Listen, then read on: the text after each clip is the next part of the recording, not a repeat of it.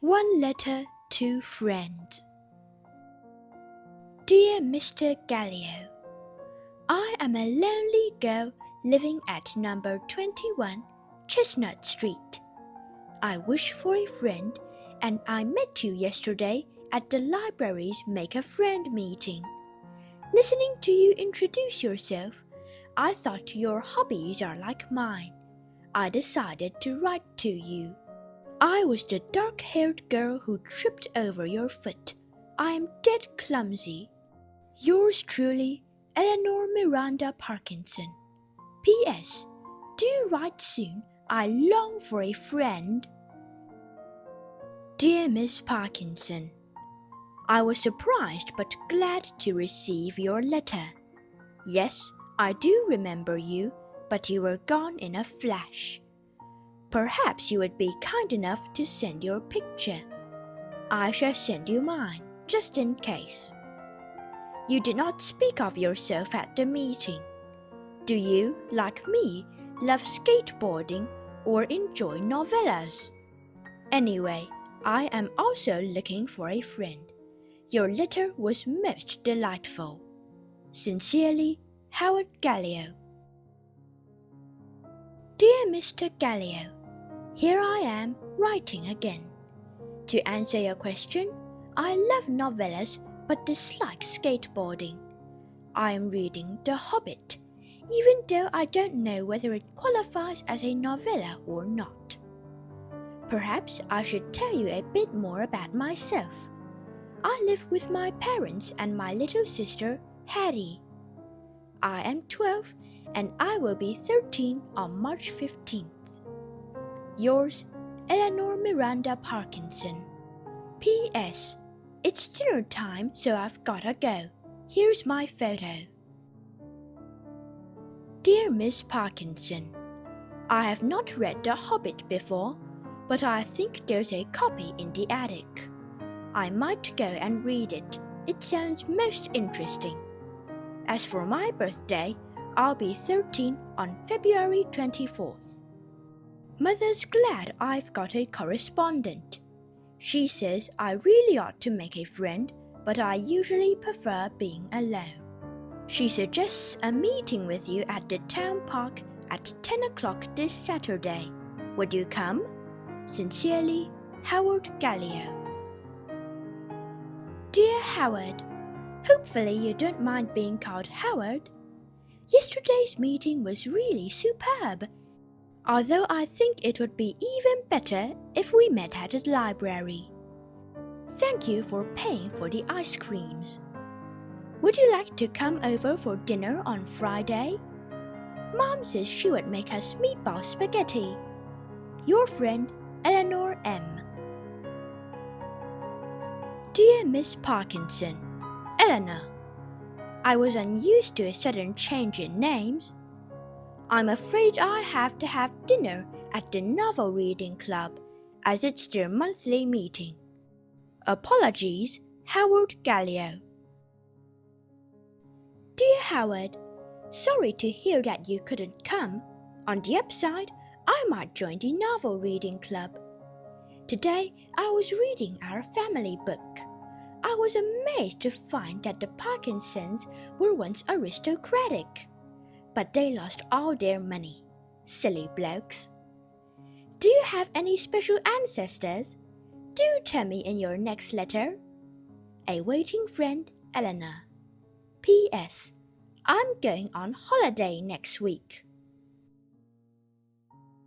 Dear Eleanor, please note that you have a spelling mistake in your letter. It's aristocratic, not aristocratic. There is no aristocracy in my family. My great-grandfather did invent durian-flavored bubble bath, but unsurprisingly, it didn't sell well at all. I myself will not be going on holiday. Enjoy your vacation.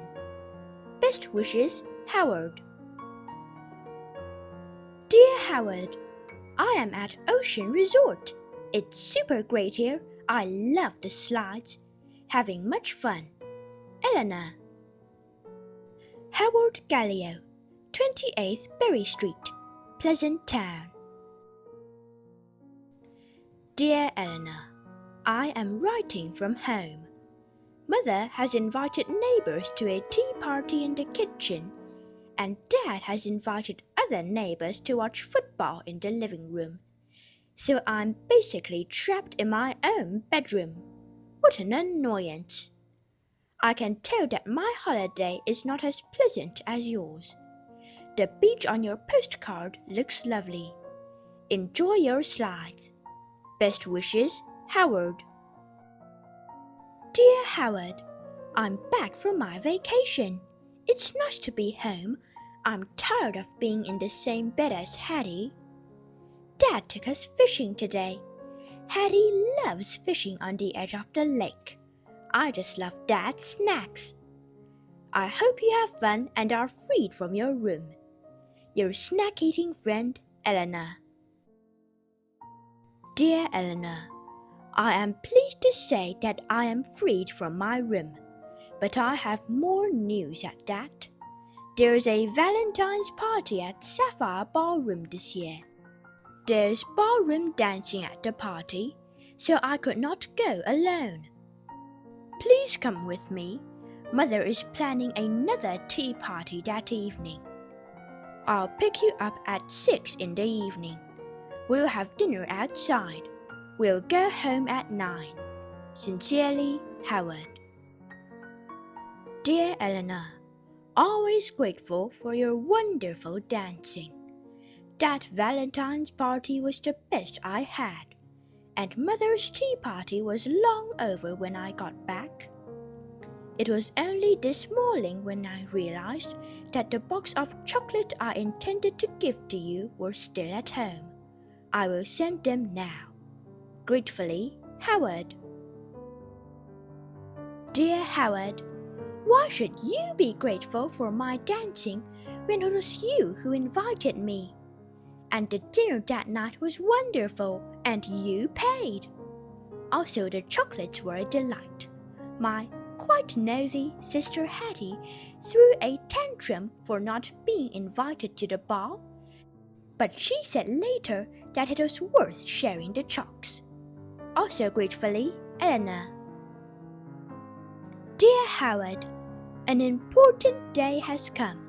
On February 24th, which I recall as your birthday, I have a speech about protecting forests to give. It is in the talent show in the evening. Would you come to watch?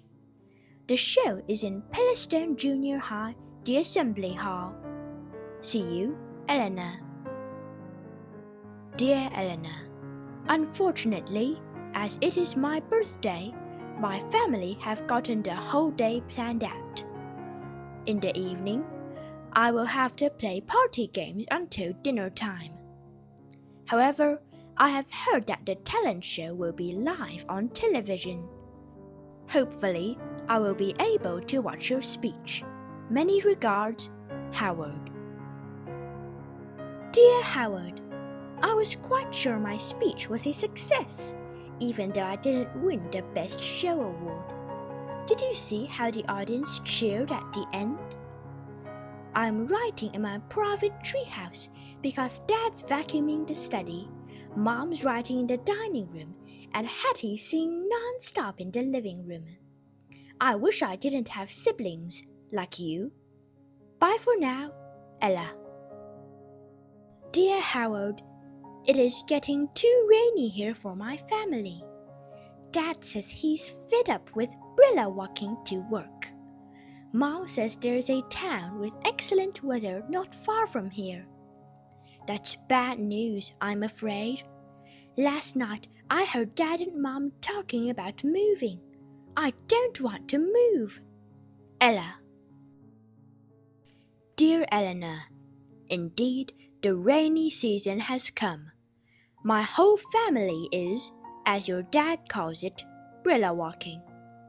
The umbrellas are cluttering our entrance hall to the great annoyance of Mother. I am sad to hear that you might move away. I suppose the next time we meet may as well be our last. Sincerely, Howard. Dear Howard, I am writing miserably in my room. We are moving, truly moving.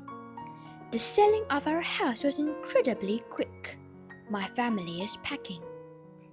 I wish I could keep you as a friend. You are such a gentlemanly friend. I would never enjoy a fun chat or a party with you again. On Sunday, I will leave our town. Goodbye, Ella. Dear Ella, indeed, it is sad to hear that you shall leave. I would have to find a new partner for the next dance. It certainly doesn't sound easy. However, surely you remember that we are mostly pen friends, and you moving to another town is hardly going to stop it. Please send me your new address so I could write to you. Best wishes, Howard.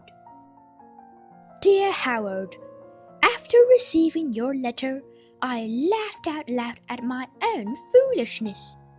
How did I forget that we would still be able to write? I am at my new home. You will now be writing to 46th Baguette Street of Briday Town. Still your friend, Ella.